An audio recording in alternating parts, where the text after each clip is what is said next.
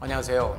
오늘은 최근에 재벌가 3세 내지는 4세들이 마약을 한 혐의로 구속되거나 아니면 구설수에 오른 일들이 잦아지면서 왜 이들은 이렇게 마약에 약하거나 아니면 이러한 스캔들을 많이 내는지에 대해서 얘기해 보고자 합니다.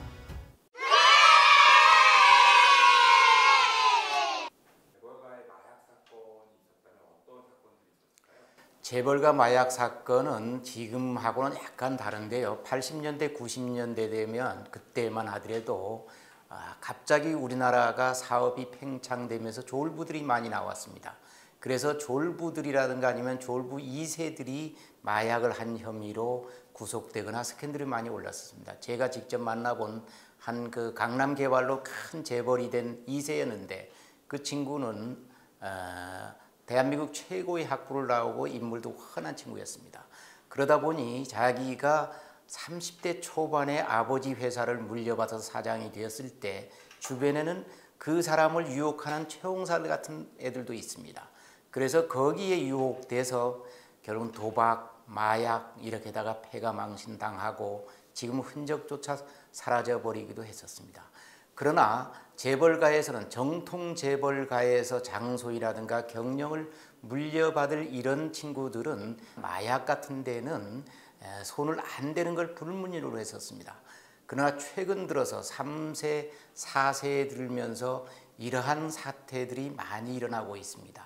예를 들면 SPC 3세인 허이수 부사장인 경우도 마약을 함으로써 다시 말해서 대마를 한 것으로 구속됨으로써 그 집안에서 완전히 경영이 배제되는 일이 있었고요. 또 하나는 SK가의 최윤은 회장이 아들이 마약을 한 혐의로 얼마 전에 구속된 적이 있습니다.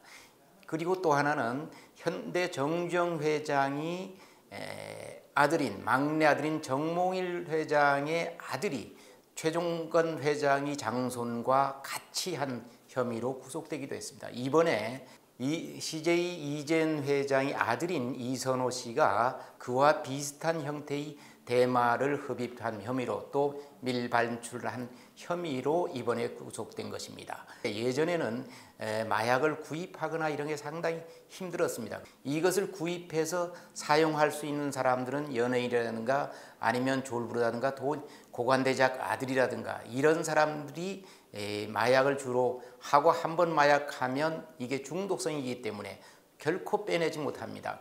이번에 일어난 이 3세, 4세들은 그런 그 중독성 마약인 대마를 흡입한 혐의로 했다는 게 예전하고 또 이제는 구입 경로가 아주 다양해지고 아주 구입이 쉽습니다.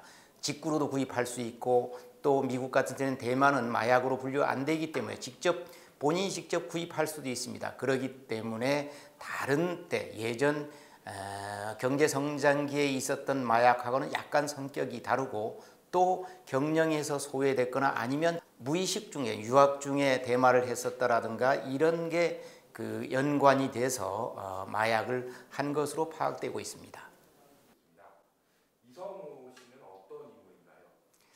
이번에 구속된 이선호 씨는 삼성그룹 창업한 이병철 회장의 사손입니다. 4대 손의 장남입니다.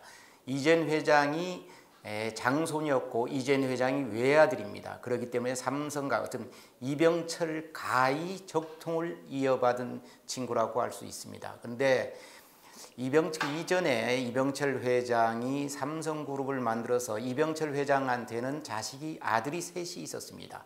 제일 큰 아들이 임행희, 지금 제일제당 명예회장으로 있다가 얼마 전에 돌아가신 임행희 회장이 있고 그 아들이 이재현이고 그 이재현 아들이 이선호입니다. 그리고 둘째 아들이 이병철 회장의 둘째 아들이 이창이라고 세한그룹 회장을 하고 있었습니다. 그러나 그 세한그룹이 IMF 때 망해서 지금 그 아들 하나는 자살해 죽었고 또 아들 하나도 완전히 폐가 망신된 지금은 거의 잊혀진 인물이 되었고요. 그 외에 그 삼남이 삼성그룹 정통을 이어받아서 오늘 이 삼성그룹을 이끌어가는 이건희 회장인데 이건희 회장은 현재 병석에 누워 있습니다. 그 아들이 한 1년여 동안 이 정권 들어서 다시 말해서 교도소에 수감을 하다가 나왔습니다. 그러나 얼마 전 대법 판결에서 다시 재판을 하라고 했기 때문에 집행유예가 어쩌면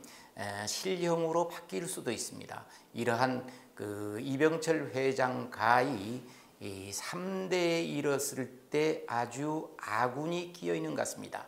특히 이재현 회장이 부친인 이명희 회장은 제게 잘 알려다시피 삼성가의 뭐 양녕대군, 비운이 황태자 이렇게 이름으로 불려집니다.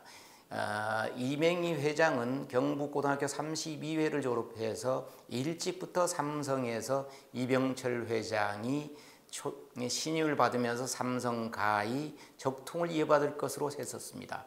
그러나 60년대 사카린 있을 때 이병철 회장이 뒤로 물러났을 때 본인이 좀 욕심을 내면서 이병철 회장 눈에 나서 결국은 경영권에서 멀어지고 또 철저하게 집안에서 배제되었습니다.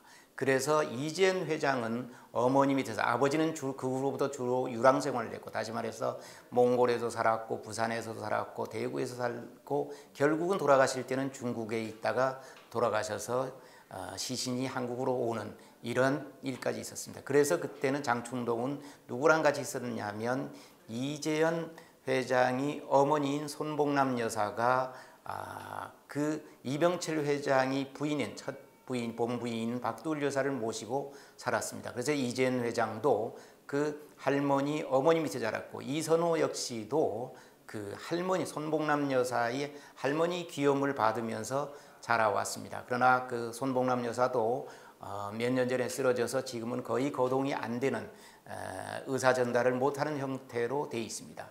그래서 삼성가의 비극이 3대에 이르러서 전부 오고 있다는 것은 참 안타까운 일입니다. 그리고 또 얼마 전에 밝혀졌지만 이재현 회장이 교도소에 있을 때 CMT는 샤르트 마르쿠스라는 그 불치병, 다시 말해 근육이 위축, 심부전증이 되면서 근육이 위축되는 그런 유전병을 갖고 있다고 해서 교도소에서 부인이 신장을 이식받는 그런 일도 있었습니다. 그래서 지금도 그 가족들은 그러한 유전병을 갖고 있다고 해서 삼성가의 비극은 아직도 끝난 게 아니고 진행형이다. 저는 이렇게 얘기하고 싶습니다.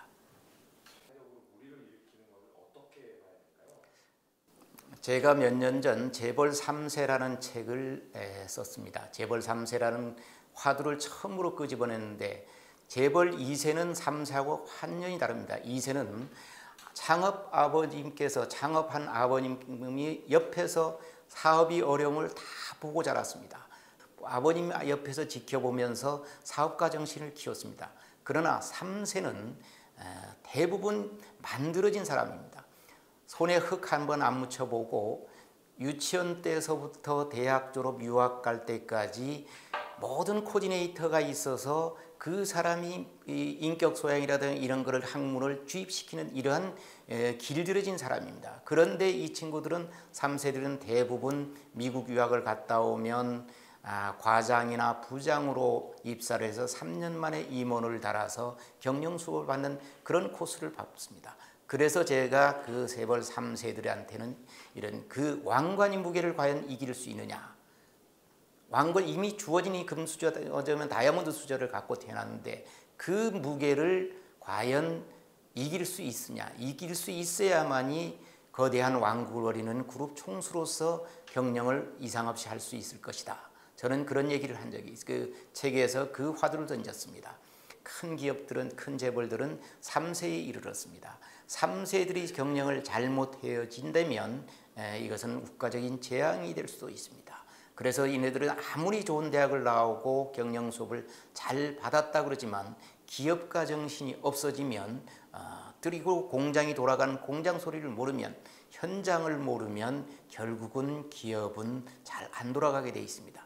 그렇기 때문에 재벌 3세들이 마약이라든가 이런 스캔들, 이런 데 많이 빠지는 것도 그거에 대한 그 무게를 이기지 못하는, 어쩌면 자기 그릇에 비해서 너무 많은 권한이 주어지고 그리고 그거에 대한 책임이 따른 데 대한 스트레스 이런 것에 오는 것을 극복하기 위해서 마약에 손대거나 이러지 않나 이런 생각도 깨어집니다. 그렇기 때문에 재벌 3세들은 그 왕관의 무게를 어떻게 극복하느냐에 따라서 어쩌면 우리나라 경제하고도 마찬가지입니다.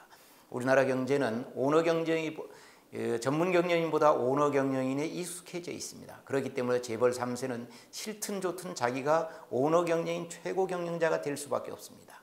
만약 이런 그 능력이 안 되면 재벌 3세들 능력이 안 되면 경영인이 아닌 그냥 대주주로서만 다른 외국처럼 대주주로서만 역할을 하는 게 맞지 않나 생각이 되어집니다. 최근에 재벌 3, 4세들이 스캔들을 보면서 드디어 올 것이 왔구나 이런 생각이 듭니다. 재벌 3세 예전에는 재벌 2세, 3세, 2세 이럴 때만 해도 메이저 그룹 다시 말해서 그룹을 이끌어갈 친구들은 자기 몸 관리를 잘해왔습니다. 그런데 최근에는 마약을 하고 또 다른 폭행에 연루되고 이러면서 일반인들이 지탄을 많이 받아오고 있습니다. 그것은 곧 자기 그릇보다 더 큰 무게를 왕관을 씌워줬기 때문이 아닌가 생각됩니다. 그렇기 때문에 지금 이 총수를 맡고 있는 2세 이런 분들도 자기 자식이 경영 능력이 안 되면 전문 경영인한테 경영권은 주지 않고 대주주로서만 일할 수 있는 이런 길을 터줬으면 하는 바람입니다. 재벌 3세들이 최근 스캔들을 보면서 예전에 제가 화두에 던졌던 재벌 3세들의 무게를 다시 한번 생각하게 하는